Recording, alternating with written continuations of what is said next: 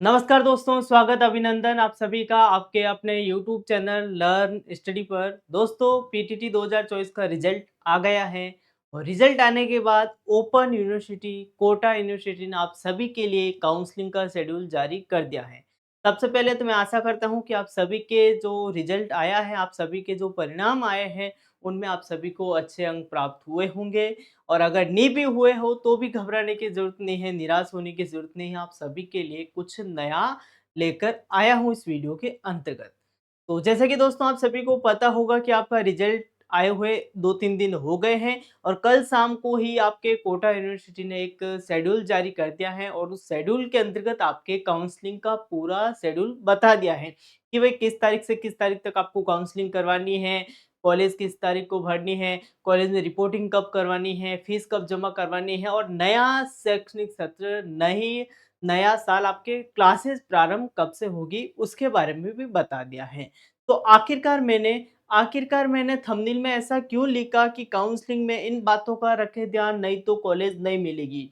इसका राज क्या है, उसके बारे में भी बताऊँगा। यदि आपने 2 ईयर बीएड के लिए पीटीटी का एग्ज़ाम दिया था, तो भी ये वीडियो आप सभी के लिए मोस्ट इम्पोर्टेंट रहने वाला है। और यदि आपने 4 ईयर बीए या बीएससी बीएड के लिए पीटीटी एग्ज़ाम दिया था, तो भी आपके लिए ये वीडियो मोस्ट इम्पोर्टेंट रहने वाला है।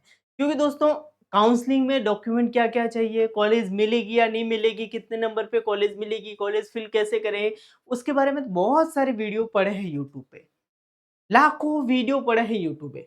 लेकिन कभी कोई भी स्टूडेंट को ये नहीं बताता है कि काउंसलिंग में किन बातों का ध्यान रखना चाहिए। काउंसलिंग तो आप करवा लोगे, लेकिन काउंसलिंग में भी कुछ बातें होती हैं। आप सभी को पता हो तो एक बात बता दूँ, कोटा यूनिवर्सिटी ने कल रात को एक शेड्यूल जारी किया था, एक नोटिस जारी किया था। उस नो 3 पेज का वो नोटिफ़िकेशन है, मैं आपको बताऊँगा। उस नोटिफ़िकेशन में आपके काउंसलिंग को लेकर पूरा प्रोसेस है कि अगर आपको कॉलेज मिलती है तो आपको क्या करना होगा, कॉलेज नहीं मिलती है, तो 22,000 रुपए जो आप जमा कराओगे वो वापस मिलेंगे या नहीं मिलेंगे? काउंसलिंग करवाओगे 5,000 रुपए जमा कराओगे वो वापस मिलेंगे या नहीं मिलेंगे? किस अकाउंट में मिलेंगे? ये छोटी-छोटी सी जो बेसिक सी बातें हैं, जो नॉर्मल बातें हैं, वो किसी को नहीं पता होती। और फिर स्टूडेंट हमें मैसेज करते हैं कि सर मेरे पैसे नहीं आए, मैंने काउंसलिंग करवाई थी, मेरे को कॉलेज नहीं मिला, पैसे नहीं आए मेरे को, मैं क्या करूँ? अकाउंट नंबर की प्रॉब्लम हो गई। तो ऐसी बातें आपको ज़रूर ध्यान में होनी चाहिए। अगर आप काउंसलिंग करवा रहे हो, तो इन सब बेसिक बातों का आपको अपने दिमाग में नॉलेज होना चाहिए।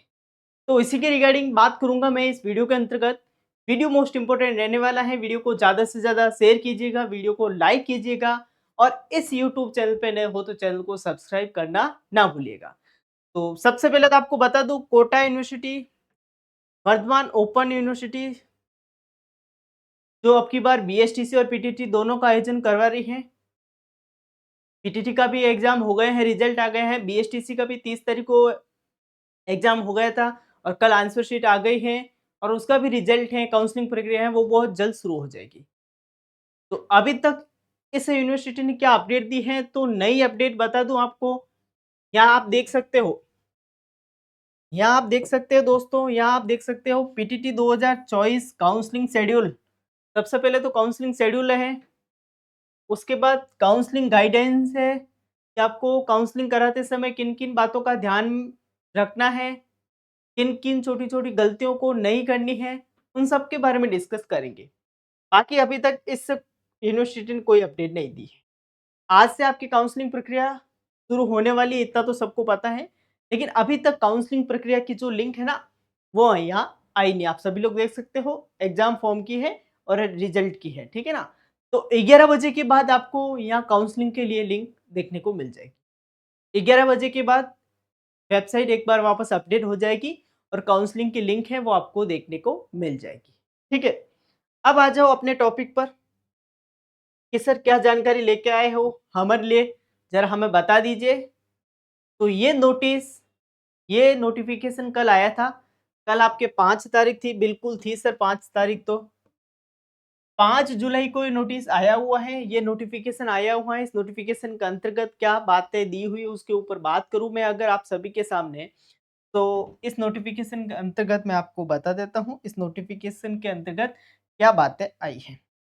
देख सकते हो 2 वर्षीय बीएड एवं 4 वर्षीय इंटीग्रेटेड बीए, बीएड या बीएससी बीएड कार्यक्रमों हेतु 9/6/2024 को आयोजित प्रवेश परीक्षा पीटीटी 2024 का परिणाम 4/7/2024 को घोषित किया जा चुका है। यानी कि आपका जो एग्जाम हुआ था 9 जून को हुआ था, बिल्कुल सही बात है, उसका परिणाम है वो 4 जुलाई को आ गया है, बिल्कुल सही बात है। परीक्षा में उपस्थित अभ्यर्थी अपना परिणाम पीटीटी 2024 की वेबसाइट www.pttvmou2024.com पर देख सकते हैं। यदि आपने अभी तक अपना रिजल्ट पीटीटी का नहीं देखा है तो इस वेबसाइट पर आप जा सकते हो www.pttvmou2024.com। इस वेबसाइट पर आप अपना रिजल्ट है, कोई भी अन्य जानकारी है वहां इस वेबसाइट से आप देख सकते हो। आगे बात करूं, परिणाम घोषणा उपरांत परीक्षार्थियों के काउंसलिंग रजिस्ट्रेशन की प्रक्रिया निम्नलिखित तालिका अनुसार प्रारंभ कर दी गई है। विस्तृत जानकारी के लिए पीटीटी 2024 की वेबसाइट का नियमित अवलोकन करें। जारी कैलेंडर गाइडेंस के अनुसार कार्रवाई निर्धारित समय पर पूर्ण करें। आपकी काउंसलिंग का जो शेड्यूल है, आपके जो काउंसलिंग का शेड्यूल है ना, आपके जो काउंसलिंग का शेड्यूल है वो जारी हो गया है। अब सर काउंसलिंग का शेड्यूल क्या जारी हुआ है वो जरा हमें बता दीजिए। बिल्कुल बता देता हूँ आप सभी को, आपके काउंसलिंग का शेड्यूल क्या जारी हुआ है। ठीक है, काउंसलिंग का शेड्यूल आपके क्या जारी हुआ है वो भी मैं आपको बता देता हूँ। अभी तक आपने रिजल्ट देख लिया है तो बढ़िया है, नहीं देखा हो तो आप अपने पीटीटी की वेबसाइट पे जाके आप देख सकते हो। अब आगे आ जाए थोड़ा, अपन इसको नीचे स्क्रॉल करते हैं तो काउंसलिंग का पूरा शेड्यूल आपको यहाँ देखने को मिल जाता है। ये पूरा का पूरा आपके काउंसलिंग का शेड्यूल है। ठीक है, काउंसलिंग का शेड्यूल बता दूं आपको।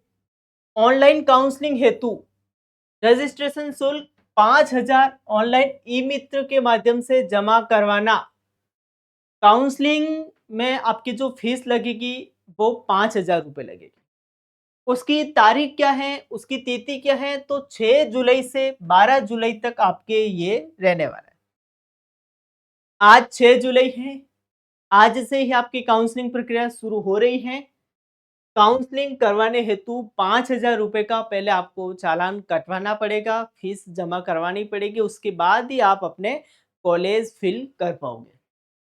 ठीक है, महाविद्यालय चयन हेतु ऑनलाइन विकल्प भरना। पंजीकरण शुल्क 5,000 रुपये जमा करवाने के पश्चात सबसे पहले तो आपको 5,000 रुपये का चालान कटवाना पड़ेगा, रेसिप्ट कटवानी पड़ेगी, जिसकी तिथि है आपके आज से 12 जुलाई तक। ठीक है, 5,000 रुपये का आप चालान कटवाओगे, उसके बाद में महाविद्यालय आप कॉलेज फिल करोगे तो उसकी जो विकल्प भरने का मौका मिलेगा वो आपके 7 जुलाई से 14 जुलाई तक मिलेगा। यानी कि आज तो आपको क्या, आज तो आपको 5,000 रुपये का चालान कटवाना है, कटा लो। कल से आपको कॉलेज फिल करने के लिए भी ऑप्शन मिल जाएगा। ठीक है, आगे आ जाओ। प्रथम काउंसलिंग पश्चात आवंटित महाविद्यालय की सूचना 17/7/2024। फर्स्ट कॉलेज अलॉटमेंट लिस्ट है वो आपके कब आएगी? 17/7/2024, 17 जुलाई को आपके फर्स्ट कॉलेज अलॉटमेंट लिस्ट जारी हो जाएगी। ठीक है, आगे आ जाओ। प्रवेश हेतु शुल्क 22,000 बैंक ऑनलाइन ई मित्र के माध्यम से जमा करवाना। कॉलेज मिलने के बाद आपको 22,000 रुपये जो कॉलेज की फीस है वो जमा करवानी पड़ेगी। उसकी जो तिथि है वो आपके 17 जुलाई से 23 जुलाई रहने वाली है। बिल्कुल एकदम तय शेड्यूल के अनुसार चल रहा है अभी तक तो। ठीक है, 22,000 रुपये आप जमा कराओगे ना कॉलेज मिलने के बाद, उसकी जो तिथि है वो 17 तारीख से 23 तारीख तक। ठीक है, आगे आ जाओ। प्रथम काउंसलिंग पश्चात आवंटित महाविद्यालय में व्यक्तिगत रूप से रिपोर्टिंग करवाना, यानी कि शैक्षणिक सत्र प्रारंभ होना, वो भी आपके 17 जुलाई से 26 जुलाई तक है। यानी कि 22,000 रुपये आप जमा कराओगे। आप 22,000 रुपये जमा कराओगे, 22,000 रुपये जमा करवाने के बाद आपको कॉलेज में जाना पड़ेगा, आपके डॉक्यूमेंट लेके रिपोर्टिंग वहां पे आपको करवानी पड़ेगी। उसकी जो तिथि है वो आपके 17 जुलाई से 24 जुलाई तक है। ठीक है, आगे आ जाओ। अपवर्ड मूवमेंट हेतु ऑनलाइन आवेदन महाविद्यालय में रिपोर्टिंग के बाद, पश्चात के या बाद के। ठीक है, यानी कि ये क्या मामला है सर, थोड़ा हमें ये समझा दीजिए। मोस्ट इंपोर्टेंट बात, यानी कि एक स्टूडेंट है आपका, एक स्टूडेंट है, ए नाम का एक स्टूडेंट है, उसने काउंसलिंग भी करवा दी, बिल्कुल सही बात है, कॉलेज भी फिल कर ली, बिल्कुल सही बात है, लेकिन उसको कॉलेज मिल गई है धौलपुर। उसको कॉलेज मिल गई है कहाँ? धौलपुर, जो उसके डिस्ट्रिक्ट से लगभग बहुत दूर है, 200 300 400 किलोमीटर की दूरी पे अपन मानते हैं।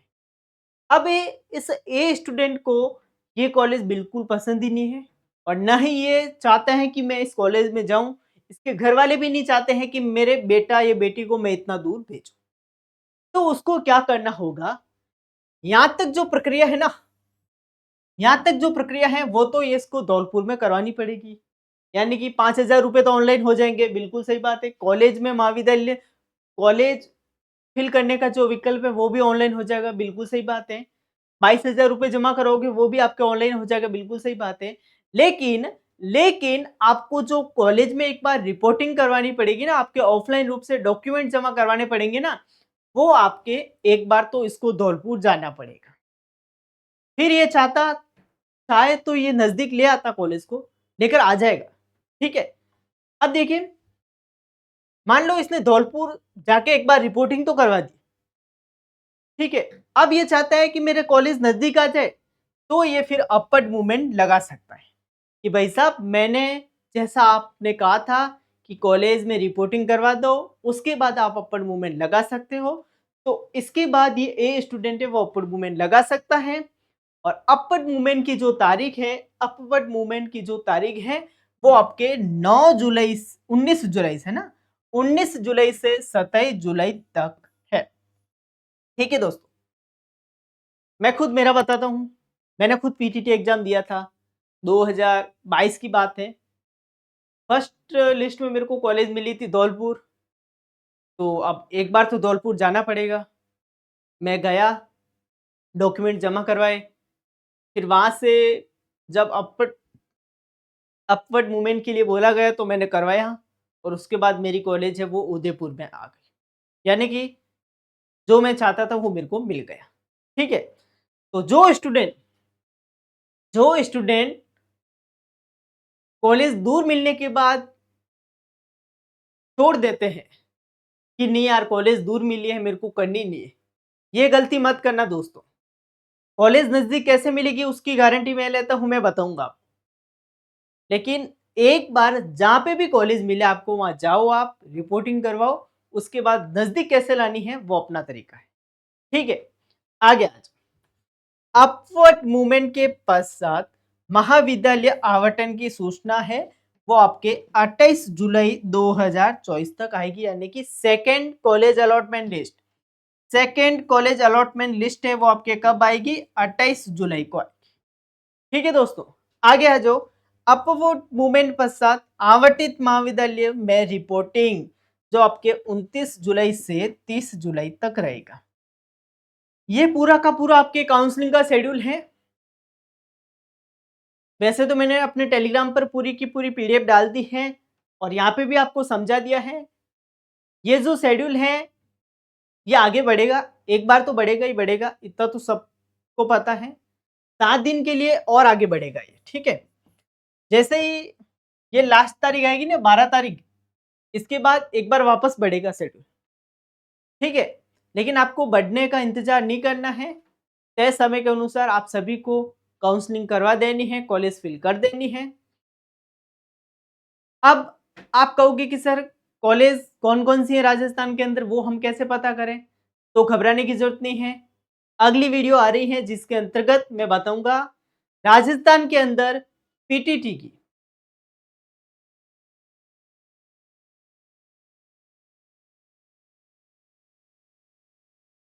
राजस्थान के अंदर पीटीटी 2024 की कॉलेज है कौन कौन सी हैं। बीए बीएड की बात करूं या बीएससी बीएड की बात करूं, 4 ईयर की या बीएड 2 ईयर की बात करूं, उसके बारे में मैं नेक्स्ट वीडियो में बात करूंगा आपसे बिल्कुल। काउंसलिंग आपको कैसे करवानी है, कॉलेज आपको किस सीक्वेंस में फिल करनी है और कितनी कॉलेज फिल करनी है, ऑल ऑफ राजस्थान का क्लिक है वो करना है या नहीं करना है, ऑल राजस्थान पर क्लिक करना है या नहीं करना है, उन सब के बारे में विस्तार से मैं अगले वीडियो में बात करूंगा। कोशिश कर रहा हूं कि आप सभी के लिए एक लाइव सेशन ले आऊं, जिसके माध्यम से आपको पूरी की पूरी जानकारी समझ में आ जाए, आपके जो भी डाउट हैं, आपके जो भी क्वेरी हैं, वो सॉल्व कर दो। ठीक है दोस्तों, अब आगे आ जाओ। ये तो काउंसलिंग का शेड्यूल हो गया, ये तो काउंसलिंग का शेड्यूल हो गया। अब आगे आ जाओ आप, काउंसलिंग में आपको किन किन बातों का ध्यान रखना है, काउंसलिंग के समय आपको किन किन बातों का विशेष तौर पर ध्यान रखना है, वो आप देख सकते हो। यही कोटा यूनिवर्सिटी की नोटिफिकेशन है, कोटा यूनिवर्सिटी का ही देख सकते हो आप। 4 वर्षीय integrated BA BEd, BSc BEd, BEd एवं 2 वर्षीय बीएड पाठ्यक्रम की काउंसलिंग रजिस्ट्रेशन प्रक्रिया।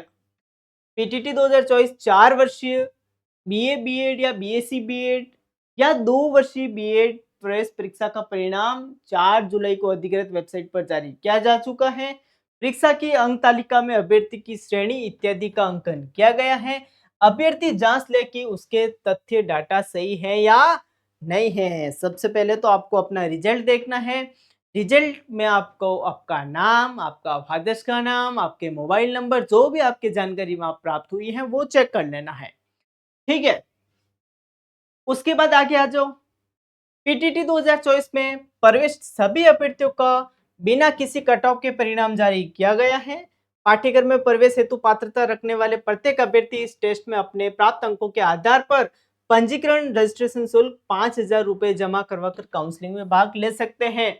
पीटीटी के एग्जाम में कोई भी कट ऑफ नहीं आई है।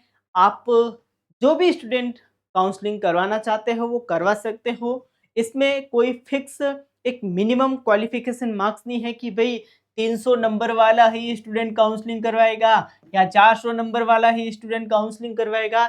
ऐसा कोई क्राइटेरिया नहीं है, ऐसा कोई क्राइटेरिया नहीं है। अगर आपके 200 नंबर बन रहे हैं, अगर आपके 250 नंबर बन रहे हैं, तो भी आप काउंसलिंग करवा सकते हो। ठीक है, आगे आ जाओ, आगे आ जाओ थोड़ा सा। और क्या क्या इंफॉर्मेशन आप सभी के लिए है वो मैं आप सभी को बता देता हूं। आगे आ जाओ। अब देखिए अगली लाइन में इन्होंने क्या लिखा है उसको अगर अपन देखें, अगली लाइन में इन्होंने क्या लिखा है देख लेते हैं थोड़ा सा। ठीक है, अभ्यर्थी के प्रवेश हेतु उनके द्वारा चयनित विकल्पों की प्राथमिकता को ध्यान में रखते हुए अभ्यर्थी के संकाय, श्रेणी, उप श्रेणी एवं परीक्षा प्राप्तांक आदि के अनुसार उपलब्ध सीटों पर मेरिट के आधार पर महाविद्यालय आवंटन होगा। सर कॉलेज कैसे मिलेगी? तो कॉलेज आपको यूनिवर्सिटी किस माध्यम से देगी वो भी इन्होंने बता दिया है। किस माध्यम से देगी? सबसे पहला तो आप जो कॉलेज फिल करोगे उसी में से आपको कॉलेज मिलेगी। आप जो कॉलेज फिल करोगे वो ध्यान में रखेंगे ये आपकी, आप किस स्ट्रीम से हो, आर्ट्स से हो, साइंस से हो, कॉमर्स से हो, वो देखेंगे। आपकी श्रेणी कौन सी है और आपके एग्जाम में कितने मार्क्स आए हैं, उन सब के आधार पर आपकी जो आवंटन है महाविद्यालय का वो आपको होगा। ठीक है, आगे आ जाओ। अभ्यर्थी पाठ्यक्रम में अपने प्रवेश के अवसर को अधिक सुरक्षित करने की दृष्टि से महाविद्यालय चयन हेतु दिए जाने वाले चॉइस में अधिकतम विकल्प भरे। अभ्यर्थी सभी उपलब्ध महाविद्यालयों को विकल्प के रूप में चयन कर सकता है। महाविद्यालय विकल्प देने की कोई सीमा नहीं है। बिल्कुल दोस्तों, ये लाइन जो मैंने अभी बोली थी, ये लाइन जो मैंने अभी बोली थी, ये लाइन आप सभी के लिए इंपॉर्टेंट है और इन्होंने भी हाईलाइट की है, इन्होंने भी इस लाइन को अंडरलाइन की है। यानी कि इस लाइन के माध्यम से इन्होंने एक ही बात कही है कि जो भी स्टूडेंट काउंसलिंग करवा रहा है उनको हम एक ही बात कहना चाहते हैं कि आप ज्यादा से ज्यादा कॉलेज भरे, ज्यादा से ज्यादा कॉलेज भरे। देखो इन्होंने लिखा है अभ्यर्थी द्वारा अपने पाठ्यक्रम के अवसर को अधिक सुरक्षित करने की दृष्टि से महाविद्यालय चयन हेतु दिए जाने वाले विकल्प अधिकतम विकल्प भरे। यानी कि अगर स्टूडेंट चाहता है कि मुझे फर्स्ट लिस्ट में ही कॉलेज मिले, मेरा 1 साल खराब नहीं हो, तो हम उनको राहें देते हैं, हम उनको अवसर देते हैं कि आप ज़्यादा से ज़्यादा कॉलेज भरें, ज़्यादा से ज़्यादा कॉलेज फिल करें, ताकि आपको उन सभी महाविद्यालय में से कोई एक कॉलेज ज़रूर मिले। ठीक है? मान लो कि 477 कॉलेज है, मान लो कि 477 कॉलेज है, तो ऐसे कोई नहीं है कि 477 स्टूडेंट नहीं भर सकता है। आप 477 में से 477 भर सकते हो, 450 है तो 450 के 450 भर सकते हो। महाविद्यालय महाविद्यालय विकल्प देने की कोई सीमा नहीं है, यानी कि आपके ऊपर कोई दबाव नहीं है कि आपको इतनी ही कॉलेज भरनी होगी। ठीक है? तो बहुत ही बढ़िया मौका ये आपको देता है पीटीटी, जो आप मिस मत करना, गवाना मत। ठीक है? आगे आ जाओ। अगले लाइन में इन्होंने क्या लिखा है उसके ऊपर मैं बात करूं तो आगे आ जाओ थोड़ा सा। चलिए आगे आ जाओ। अब काउंसलिंग का जो शेड्यूल है वो मैंने आपको बता दिया है। ठीक है? काउंसलिंग का शेड्यूल क्या है वो मैंने बता दिया है। अगले पेज में आ जाओ। अगले पेज में इन्होंने क्या बताया है, अगले पेज में इन्होंने लिखा है रजिस्ट्रेशन शुल्क ऑनलाइन अथवा ई मित्र एवं शेष शुल्क उपयुक्त वर्णित तिथियों में बैंक समयावधि में आईसीसी बैंक के किसी भी शाखा में ऑनलाइन पेमेंट गेटवे एवं ई मित्र के माध्यम से ही किया जाएगा। यानी कि आपके जो काउंसलिंग का पेमेंट है 5,000 रुपये, आपका जो कॉलेज का पेमेंट है 22,000 रुपये, वो आपके ऑनलाइन बैंक के माध्यम से, ई मित्र के माध्यम से ही होगा। ठीक है? आगे आ जाओ। ऑनलाइन काउंसलिंग प्रक्रिया के प्रथम चरण के में अभ्यर्थी को अंक तालिका में दी गई काउंसलिंग आईडी इत्यादि का उपयोग करते हुए 5,000 रुपये रजिस्ट्रेशन शुल्क जमा करवाना होगा। काउंसलिंग प्रक्रिया में भाग लेने से पूर्व अभ्यर्थी पीटीटी 2024 के अपने मूल आवेदन पत्र में दर्शाए गए category general, ST, SC, OBC, SBC, MBC, EWS तथा सब category device, PhD, defence it की जांच कर ले तथा अपने पास मूल दस्तावेज उपलब्ध हो इसकी भी जांच कर ले। जाति प्रमाण पत्र वेद एवं अवधि निर्धारित का होना चाहिए। सबसे इम्पोर्टेंट बात, अगर आप काउंसलिंग करवाने जा रहे हो, तो वहां पे आपको एक बात ध्यान में रखना है।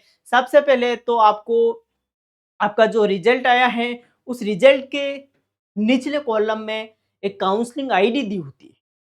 उस रिजल्ट के निचले कॉलम में काउंसलिंग आईडी दी होती है। उस काउंसलिंग आईडी का आपको ध्यान रखना है। ठीक है?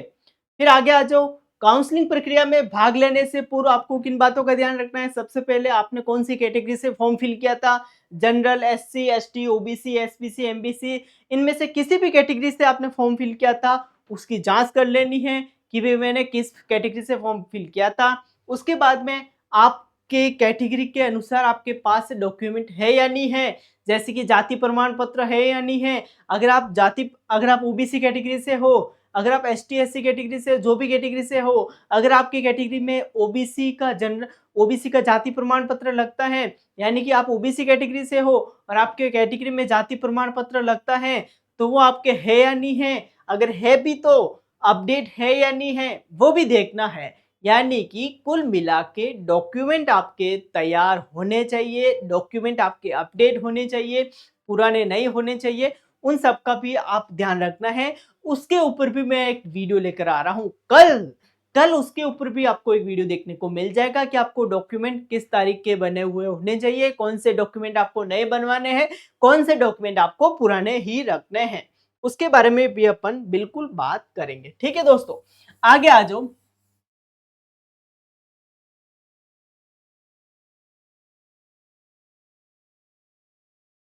चलिए आगे आ जाओ अब। चलिए दोस्तों, अब एक और बात बता देता हूँ। पहले काउंसलिंग आईडी आपको कैसे पता लगेगा कि मेरी काउंसलिंग आईडी क्या है? तो देखिए, जैसे कि आप अपना रिजल्ट देखोगे, जैसे कि ये एक रिजल्ट है, मैं आपको बता देता हूँ, ये पीटीटी का ही रिजल्ट है। आप पीटीटी का रिजल्ट देखोगे, ठीक है? तो आपके जो मार्क्स हैं, जो टोटल मार्क्स हैं, उसके नीचे ही आपको एक कॉलम दिया होगा, ठीक है ना? थोड़ा-सा सही दिख जाए इसके लिए मैं ज़ूम कर दूँ। उसके नीचे ही आपको एक कॉलम दिया होगा काउंसलिंग आईडी। काउंसलिंग आईडी के नाम से कॉलम दिया होगा, जैसे कि ये आप काउंसलिंग आईडी देख सकते हो, ठीक है ना, थोड़ा आपको सही नहीं दिख रहा होगा, लेकिन यहाँ काउंसलिंग आईडी आप देख सकते हो 557700, ठीक है, ये काउंसलिंग आईडी है इस स्टूडेंट की। तो ये काउंसलिंग आईडी आपको कॉलेज काउंसलिंग काउंसलिंग करवाते समय ये काउंसलिंग आईडी आपको वहाँ फिल करनी है, ठीक है। अब आगे आ जाओ, आगे इंपॉर्टेंट बातें कौन-कौन सी हैं जो मैं बता देता हूँ। आगे आ जाओ फिर। अब देखिए अगली लाइन में इन्होंने लिखा है, ठीक है। अब देखो, महाविद्यालय के चयन हेतु पीटीटी 2024 की अधिकृत वेबसाइट पर स्थित महाविद्यालयों की सूची, नाम, पता इत्यादि स्पष्ट कर ले एवं इन महाविद्यालयों के बारे में संपूर्ण जानकारी अच्छी तरह से प्राप्त कर ले। तदुपरांत ही काउंसलिंग हेतु अधिक से अधिक कॉलेज का चयन कर लॉक करना उपस्थित उचित रहेगा।